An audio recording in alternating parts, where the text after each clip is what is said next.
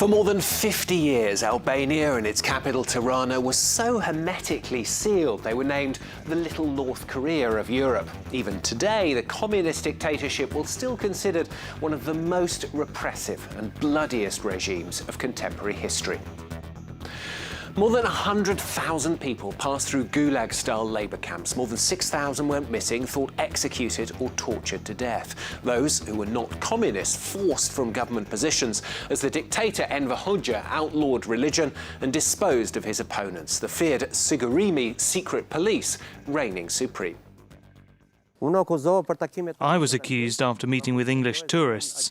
They charged me with being an English agent, and also because I invented some sort of electronic equipment to pick up foreign TV stations.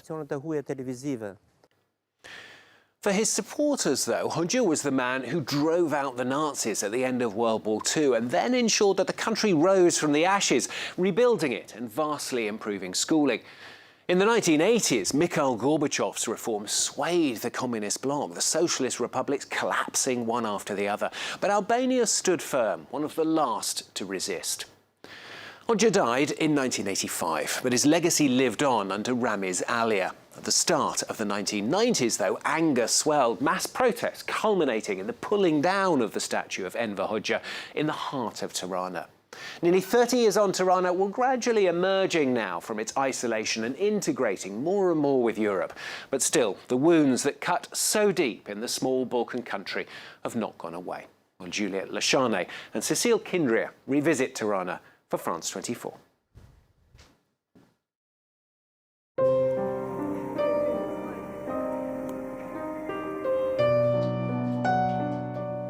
The country was totally isolated. We couldn't travel. Even the tourists were really controlled. 6,000 people were executed. 35,000 were put in prison and 50,000 were interned. No private property, no religion and no human rights. This is one of the most emblematic vestiges of Albania's dictatorship. Inspired by North Korean bunkers, this atomic shelter was dug into the Rocky Mountains just outside the capital, Tirana. Just please mind your head and your steps to the entrance. This bunker was built as a refuge for dictator Enver Hoxha and his entourage in the event of a nuclear attack. 3 years ago, the site was opened to the public and has now become a place of remembrance. Tourists are shown around some 2.5 kilometers of tunnels spread over 5 floors, including Hoxha's private apartments. During the dictatorship, Juliette grew up under house arrest. It's her first visit to the bunker. For me, it's kind of shocking. In background, you can hear the original voice of dictator Enver Hoxha, which is a nightmare for some persons here, because it evokes that period. Juliette comes from a so-called tainted family, one labelled as an enemy of the state over several generations. Many of her loved ones were hunted down, convicted, and even executed for their actions against the regime. So that's the assembly hall, the biggest room inside the bunker and the most protected assembly halls in Albania. Moving on from those dictatorship years is an everyday challenge. Many victims of the regime are still alive, as are the perpetrators. Transitional justice is not done yet, so there is not justice. And even now, this moment, it's a bit critical to talk openly about the crimes of communism in Albania. But if we don't go back to our wounds, we are never going to take recovery of them. Since the fall of the regime, only a handful of high-ranking officials were prosecuted, among them the dictator's widow. But mass trials were never held. For Juliette, the dictatorship's shadow continues to loom large.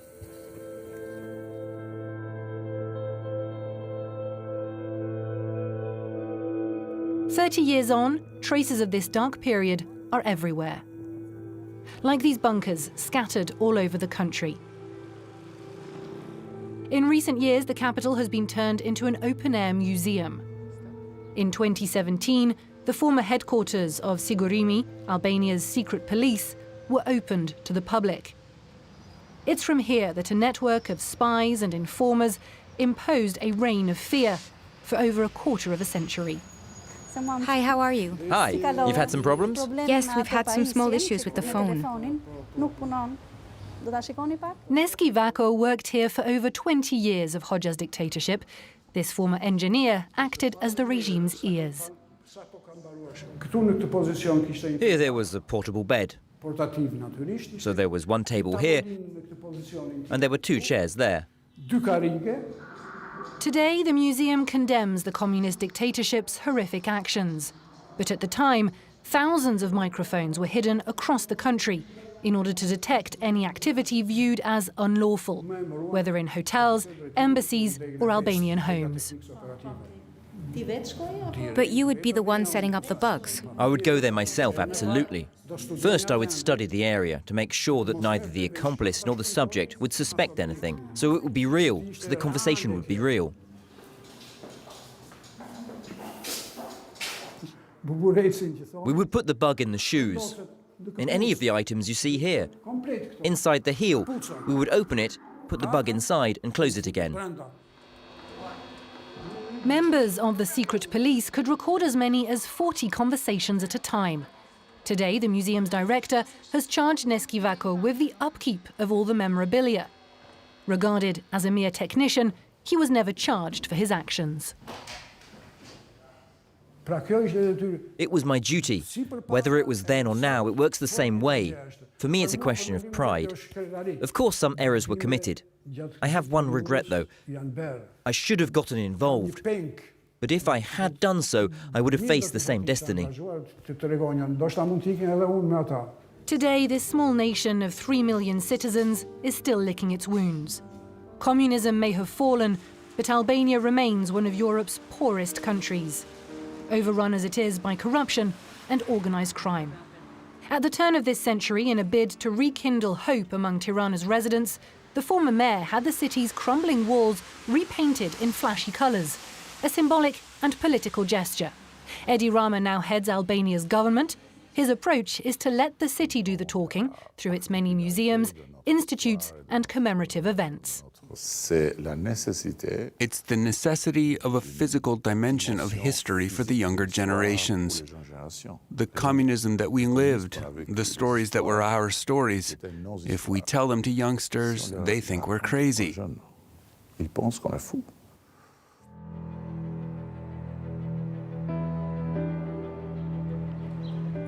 But when it comes to identifying the culprits of this dark era, the government isn't quite as forceful.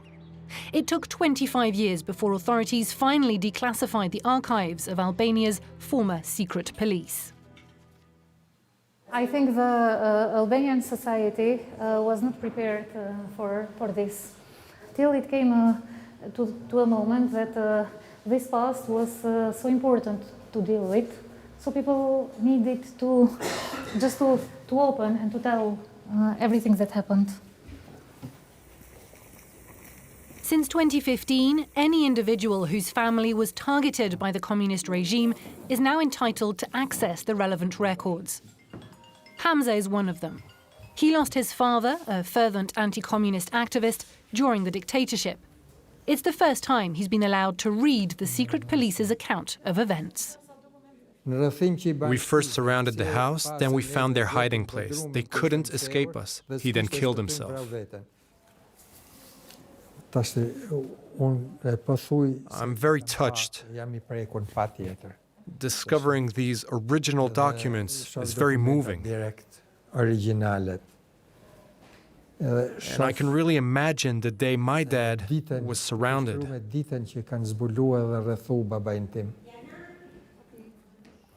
Facing up to the past remains a difficult experience for victims.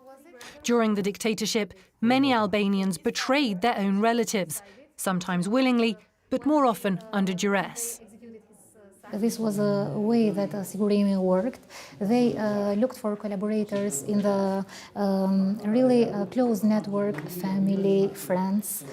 And they, when they know about this, they feel upset and angry too. The department has yet to bring together all 22 million pages scattered across various ministries. And the contents of these documents should be handled with care. The regime made a habit of building up false cases to discredit its enemies. I've been told that my father has not been executed, like it is written in the documents, but has been sent to Russia. Others too are working on collecting evidence. Juliette is in a race against time to gather information. Along with her team, she's recorded over 300 hours of first-hand witness accounts from survivors. Under the old regime, Juran was sentenced to 20 years in jail for trying to leave the country. He describes his arrival at Borel prison. He was 23 at the time. In the 30 days and 30 nights, I was fighting with death every minute inside the prison. It was a February night, and the temperature I was told the following morning was minus 17 degrees. Let's not forget, though, that there was no duvet, no mattress, with the shoes outside. I stopped and I turned towards the window where you could see the sky, and I said, "Oh God, if it has been decided by you that I should die today, I cannot escape.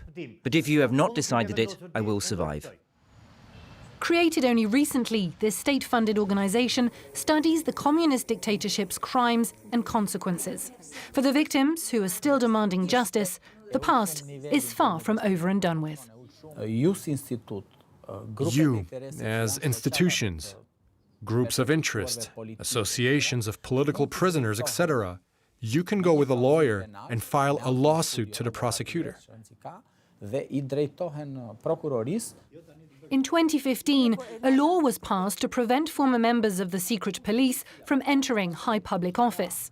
Too little, too late, according to the victims, who blast what they perceive as the government's failure to act. The nomenclatura left its heirs in power. They're the ones that stop crimes from being revealed, that block investigations in all forms and at all political levels. Political games, suspicion, rumors, the past continues to plague Albanian society. But according to authorities, it's simply impossible to shed light on this long totalitarian era. The collusion during communism was endemic. It was not something that concerned only one layer of power. There have been laws, there are laws and measures that have been taken, but to hold trials with all the standards required, it's not an easy thing. It's actually impossible.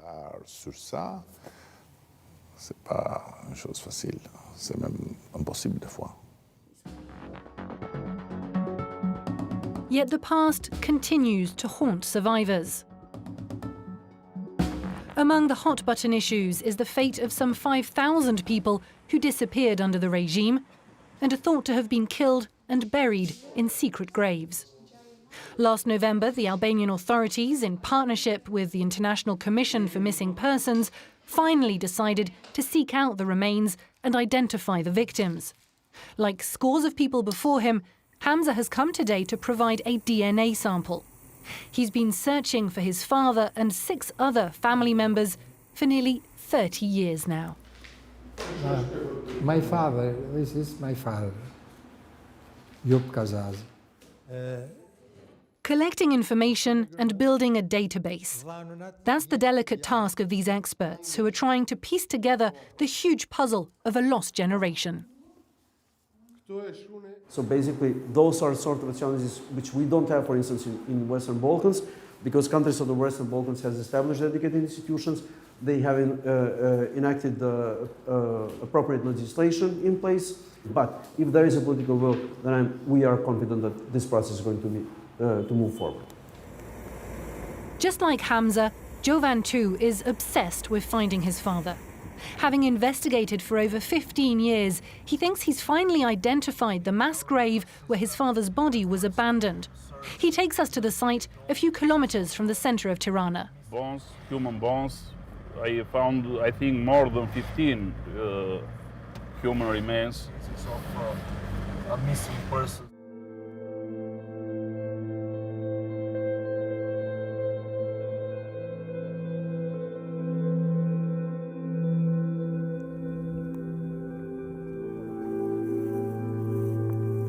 It's here, on the mountainside, that Jovan made a gruesome discovery 10 years ago.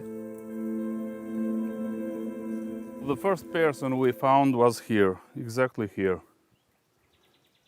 in that corner, because this was the way they covered them on the slopes, and the erosion will made its work over the years. Despite asking repeatedly for help, Jovan was given no official support and eventually decided to undertake the excavations himself. In total, 13 bodies were extracted. I was waiting for someone from the government to take care for this problem. I've asked everywhere, and I found every door closed. They don't want to pay debts for these people. Nobody want to talk about this. They considered all this case closed. More than financial compensation, what Jovan wants above all else is to build a cenotaph for his father, but also for all the other missing people. A final resting place so that both the dead and the living can find peace at last. Juliette Lacharnay and Cécile Khindria revisiting Tirana for France 24. That's all from this week's edition. Don't forget, of course, you can catch it and all the previous editions as well on our website at france24.com. More news coming up shortly. Thanks for watching.